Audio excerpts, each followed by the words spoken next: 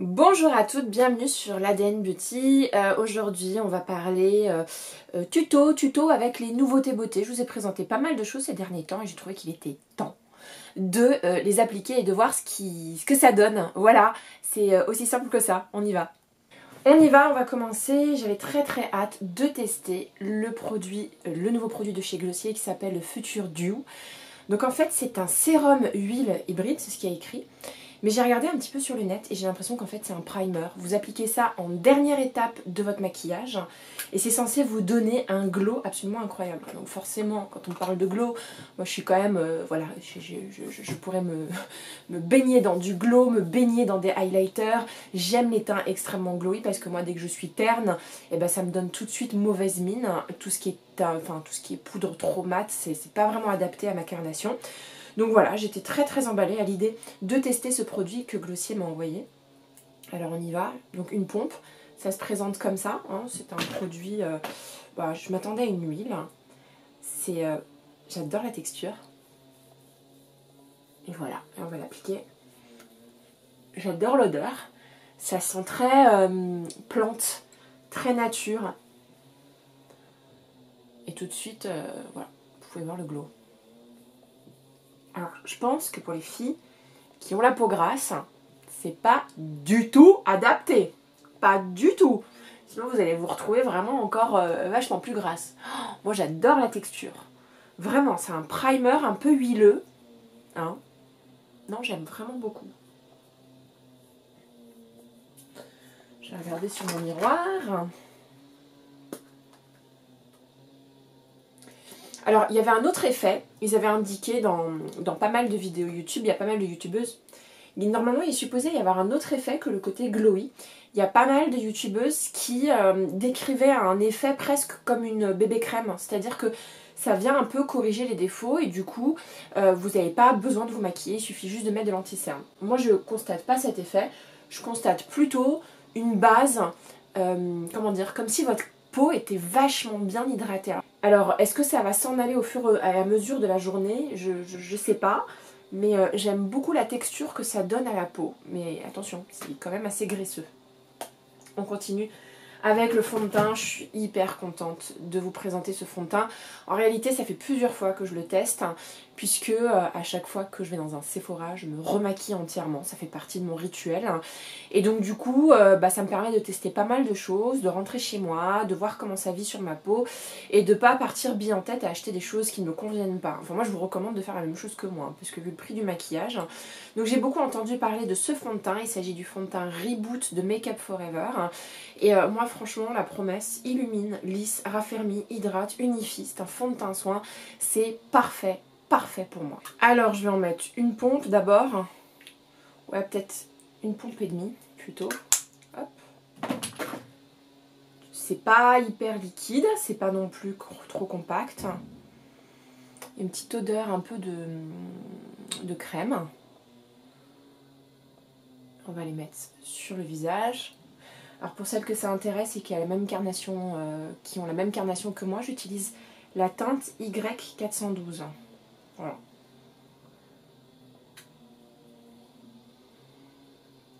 Alors ça s'applique très bien au pinceau. Moi en magasin, je l'appliquais à la sauvage à la main. Il est légèrement rosé pour moi, mais vraiment c'est très léger. Et vraiment il donne ce teint frais. Alors les filles qui cherchent de la couvrance, laissez tomber. C'est pas du tout couvrant. Enfin c'est pas du tout couvrant, un petit peu. En fait c'est pas que c'est pas couvrant, c'est que ça va donner du jaune et de la bonne mine à votre peau. Voilà. Ça vient un peu unifier votre teint. Mais encore une fois, on voit mes cernes, comme vous pouvez le voir. On voit mes taches. Donc c'est pas un fond de teint couvrant comme certaines d'entre vous peuvent rechercher pour camoufler la misère de l'hiver. Voilà. Qu'est-ce que je peux vous dire donc sur ce fond de teint? Franchement, il fait un teint super frais. Et moi j'adore l'effet. C'est exactement ce que je recherche. On est vraiment sur une crème teintée. On est vraiment sur quelque chose de glowy. Et bon, j'imagine que ce que j'ai mis en dessous avec l'huile sérum Glossier donne encore plus de glowy à ce fond de teint. Mais voilà, je trouve que c'est un fond de teint frais. Voilà, c'est exactement ce qu'il me faut. Moi, c'est ce que je recherche. dès que j'utilise des textures un petit peu couvrantes, ça me donne tout de suite très bonne mine le matin quand je pars. Mais quand je reviens le soir, je me sens teint plâtré. Alors que là, franchement, il est canon ce fond de teint. Canon. On continue avec la palette pour les yeux. Alors oui, je suis tombée sur cette merveille grâce à Punky Bee. Je ne sais pas si vous la connaissez, c'est une youtubeuse que j'aime bien. Et quand elle a sorti cette palette là, je suis tombée complètement en amour. J'ai décidé d'aller directement chez MAC, l'essayer. Voilà, on est sur une palette qui ressemble quand même un petit peu à celle que Sananas a lancée, mais en version vachement plus réduite. Je regrette de ne pas avoir pris celle de Sananas, mais vraiment. Bon bref, celle-ci est très très belle. Regardez-moi ce joli vert. En tout cas, voilà, je trouve qu'il y a une sélection de couleurs qui est hyper intéressante. Et la palette est vraiment complète parce que vous avez de quoi vous poudrer la paupière si vous le souhaitez avec cette couleur-là. Et vous avez de quoi faire des petits traits d'eyeliner avec ce fard noir. Alors ce qui est assez impressionnant dans cette palette-là, c'est qu'il y a des fards, ils sont très crémeux. Ce fard qui est juste ici, je vais vous montrer. Il a une texture mouillée, c'est assez impressionnant. Ce qui fait que quand vous le mettez, il a limite une texture crémeuse. C'est pas hallucinant. J'adore cette palette, je la trouve absolument géniale. Voilà, donc ça pour faire des smokies un peu grunge, ça doit être mais vraiment canon. J'ai envie de m'essayer un petit peu à ça. Alors je me suis rapprochée. On va commencer d'abord par cette couleur-là. Parce que ce que je veux, c'est poudrer ma paupière. J'ai des petits problèmes de focus en ce moment. J'arrive pas à savoir pourquoi. Et comme je suis nulle en appareil photo, et ben j'arrive pas à résoudre le problème. Voilà, je vous ai raconté ma vie. On va continuer avec cette couleur rose qu'on va utiliser en couleur de transition. Moi le rose, vous savez, c'est une de mes couleurs préférées. Je trouve que c'est celle qui flatte pour le moment le mieux mon teint. Et de plus en plus, je vais m'orienter vers ce type de couleur plutôt que les orangés qu'on peut voir en ce moment. Donc voilà, c'est des fards qui se travaillent quand même plutôt bien. Ensuite, je vais prendre quelques risques. Je vais utiliser cette couleur verte. Je sais, je prends de plus en plus de risques en ce moment. Qu'est-ce qui me prend? Bref, je me suis dit que ça pouvait être pas mal de changer un petit peu mon style de make-up. Toujours trop marronné. Toujours assez orangé. Et donc voilà, je tente des nouvelles choses. C'est très joli. Donc là, pareil pour le vert, on est vraiment sur une couleur très crémeuse. Limite... Limite c'est de la crème en fait. Non en fait c'est de la crème, c'est pas un fard poudre crémeux. C'est de la crème tout simplement. En tout cas c'est comme ça qui se ressent. Regardez. Voilà. Je reprends du rose et je redessine le creux de paupière. Alors ce que je remarque c'est que plus on prend du vert, plus ça reste sur le doigt. Je sais pas comment vous expliquer. On est vraiment obligé de s'essuyer le doigt, sinon on a du mal à mettre la matière sur la paupière. En fait, c'est que c'est vraiment très crémeux, peut-être un peu trop, parce que du coup, j'ai un peu de mal à déposer la matière sur la paupière, parce qu'elle préfère rester un petit peu sur mon doigt. Bon, après, ce qui se dépose est quand même pas mal, hein, comme vous pouvez le voir. Ensuite, je vais prendre ce rose-là, hop, avec le petit doigt, et je vais le mettre là. Voilà pour le moment ce que ça donne. Ok. On va laisser un petit peu le maquillage des yeux comme ça là maintenant. Et bien entendu, il n'est pas fini.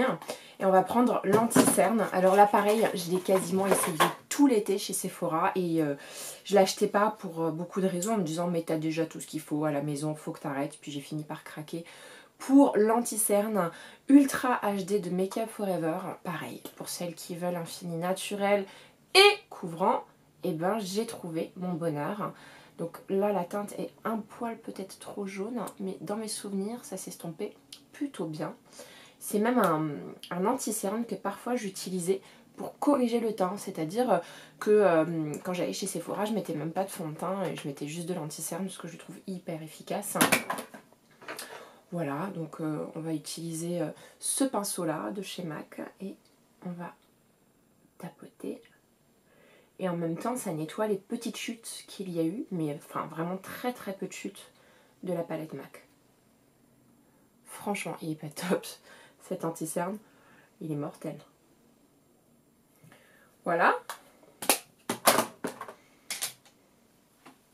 Donc une très très jolie couvrance, c'est pas aussi couvrant que celui de Tarte mais presque on va dire. Et il y a un effet œil reposé, en tout cas lissant, qui est super joli. Donc moi j'ai pris la teinte 41, mais je me demande si je vais pas devoir choisir une teinte légèrement plus claire pour cet hiver. Parce que c'est vrai que je l'avais essayé plus tôt cet été où j'étais un petit peu bronzée. Néanmoins je vois aucune démarcation et le côté un peu jaunâtre vient un peu camoufler le côté marronné de mes cernes. Mais alors la qualité de peau qu'il laisse sous l'œil est franchement absolument génial. Voilà, moi je trouve que c'est un très joli teint, un très joli anti-cerne, pardon, défatigant comme il faut quoi. Je retourne à ma palette.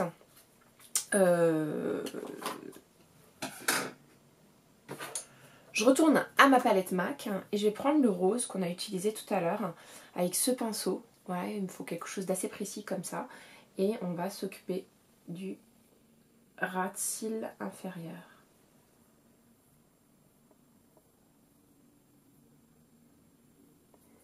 Voilà. On s'arrête pas là pour le travail des yeux. J'aimerais bien utiliser ce crayon de chez NARS qui est hyper crémeux. C'est un crayon, un vrai joli marron. Un marron couleur brownie, exactement ce que je cherche en ce moment. Et très très très gras. Et en fait, je vais vouloir l'utiliser vraiment pour créer un effet œil de chat. Je le fais de plus en plus souvent en fait. Avant, j'utilisais pas beaucoup de crayons dans mes maquillages. Et maintenant, de plus en plus. Et en fait, ce que je fais, c'est que je remplis un petit peu le gap ici, comme ça.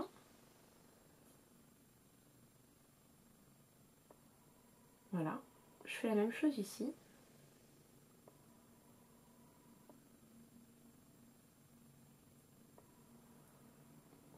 Voilà, comme ça. Ça vient juste accentuer comme il faut l'œil pour lui donner un petit côté un peu plus structuré sans trop charger le maquillage, notamment en mettant trop de crayons sur les muqueuses. Alors généralement, j'arrive pas à le faire de l'autre côté. Si c'est bon, j'y suis arrivée. C'est un crayon qui est ultra crémeux. Franchement, je suis hyper contente d'avoir trouvé ça. J'hésitais avec celui-là et celui de Marc Jacobs. J'en ai racheté d'autres chez Marc Jacobs, je les trouve très très beaux aussi. Voilà.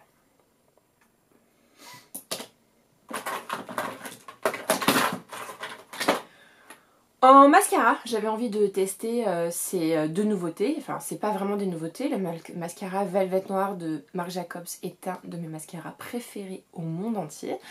Et donc je suis contente de l'avoir. C'est Alima qui me l'a offert pour mon anniversaire cet été. Et du coup, je vais l'utiliser avec la base. Et vous allez voir que je suis pas très fan de cette base en fait. J'ai pas compris. Parce qu'en fait, cette base est beaucoup trop blanche, je trouve. Et donc du coup, le mascara est moins black quand on met cette base là. Après, ça fait une très jolie frange de cils. Mais voilà, je regrette que ça vient dénaturer la couleur du mascara. Là, vous pouvez voir les cils que ça me fait, c'est un truc de fou. Hop. Peut-être que si je laissais sécher, ça serait moins blanc, vous pensez ? On va laisser sécher et on va poudrer le visage. Alors la sortie du moment, c'est cette poudre By Terry. Donc By Terry, c'est la fameuse poudre hyaluronique Hydra Powder. Donc c'est une poudre à base d'acide hyaluronique qui va venir flouter un petit peu vos imperfections et qui en même temps va pas vous dessécher la peau. Donc là, la proposition était intéressante. Sauf qu'à l'époque, il n'existait qu'une seule couleur. Elle était très très blanche la poudre. Donc si vous aviez la même couleur de peau que moi, c'était quasiment impossible d'utiliser cette poudre. Et là, By Terry a décidé, fort de son succès et probablement des gens qui la demandaient, ils ont décidé de la sortir en plusieurs couleurs. Donc moi j'ai pris la teinte médium et j'avais très très envie de la tester. Donc pour le moment je ne l'ai pas encore testée. Je suis pas très poudre. Donc voilà, ça va être kit ou double. Et on va appliquer ça vraiment donc, sur les zones où vraiment on n'a pas du tout envie de briller quoi. Alors moi j'adore être glowy, mais il y a des zones où si vous êtes glowy, vous avez l'air de transpirer. Donc je vais vous montrer un petit peu où sont ces zones. J'ai besoin d'un miroir parce qu'à l'écran c'est un peu compliqué. Grosso modo ces zones c'est là. Là il faut pas, faut surtout pas briller là. Là. Et là, hein, sur la moustache, parce que là vous avez l'air de transpirer du haut de la bouche. Et là. Voilà. Alors, c'est une poudre matifiante. Est-ce qu'elle est lissante? Non, je trouve pas. Franchement non. Et, mais vraiment très très matifiante la poudre. Hein. C'est pas trop mon style de poudre. Hein. Et je trouve qu'elle ternit un petit peu mon teint. Je sais pas pour vous. Oh là là, j'ai une tronche absolument incroyable. Je sais pas, je suis un peu déçue. C'est pas mon type de poudre. Hein. C'est pas ce que j'aime porter. Elle ternit. Je sais pas. Un peu déçue. Je pensais que la poudre allait être lumineuse, qu'elle allait laisser le teint frais. Et je trouve qu'elle vient un petit peu tuer le teint frais que j'avais il y a 3 secondes grâce à ce fond de teint absolument sublime. Bon bref, vous savez, c'est pas grave. Mais je sais pas, j'aime pas. Je trouve qu'en plus elle marque mes ridules. Alors que franchement j'ai très peu de ridules sur le front. Bon alors là c'est bien marqué comme il faut. Je suis déçue. Pour une poudre à l'acide hyaluronique, je peux passer mon tour quoi. On va revenir au mascara. Donc cette fois-ci, je vais appliquer le Velvet Noir par-dessus le primer de Marc Jacobs. En espérant que le côté très black de ce mascara soit pas éclairci et ne devienne pas gris. Bon, moi je trouve que le mascara est moins black. Je le préfère sans primer. En revanche, ça me fait des cils de fou. Hein. Ça fait des cils de fou, franchement d'une longueur, je vous montre, d'un volume, mais le mascara est moins black à cause du côté trop blanc de ce primer. Voilà, mais franchement c'est super joli quand même. Hein. Ça me donne envie quand même de réutiliser le primer, et peut-être qu'en mettant 2 couches de mascara, ou peut-être en essayant une technique où je mettrais du mascara au-dessus du cil, je sais pas. Ça permettrait de compenser le côté blanc. Je sais pas, en tout cas, je suis hallucinée. C'est un truc de fou. Hein. Pas mal. En bronzer, j'avais pas de nouveauté. Alors même si, c'est quand même une nouveauté, mais elle n'est pas tellement disponible. C'est ce fameux bronzer de chez MAC, hein, qui est juste canonissime, qui est un bronzer mat, mais qui est assez crémeux et qui rentre, je trouve, très bien dans la peau, qui donne un effet très très naturel à votre bronzage. Donc voilà, j'ai décidé de le mettre parce que sinon j'avais pas d'autres bronzers récents à vous proposer. Donc voilà, moi il réchauffe parfaitement le teint, il n'est pas trop orangé, il n'est pas trop gris parce qu'il y a plein de bronzers qui sont beaucoup trop gris et qui me donnent un teint sale. Et vous pouvez voir que franchement il est absolument sublime. Voilà, moi je le perçois pas au miroir. La poudre by Terry, je la vois alors qu'elle est supposée être vachement plus naturelle. Et là, le bronzer de chez MAC, je ne le vois pas tellement il est crémeux et tellement il a un fini très très naturel sur la peau. En blush, regardez-moi cette merveille, c'est une palette qui est nouvelle, qui est la palette d'Hourglass, et il y en avait 2 des palettes Hourglass, il y a une palette de 6 mais qui ressemblait vraiment à une palette que j'ai déjà dans mon Vanity Beauté, et cette palette de 4 fards à joues qui sont hyper beaux. Enfin, franchement, les fards à joues Hourglass font partie pour moi des meilleurs fards à joues parce que à chaque fois ça donne l'impression qu'en fait la couleur qu'on va mettre elle vient de l'intérieur et qu'elle se diffuse vers l'extérieur, elle donne ce flush. Il y a une espèce ça irradie, c'est vraiment le terme, ce qui donne un effet très naturel et très chaud, très voilà, lumineux.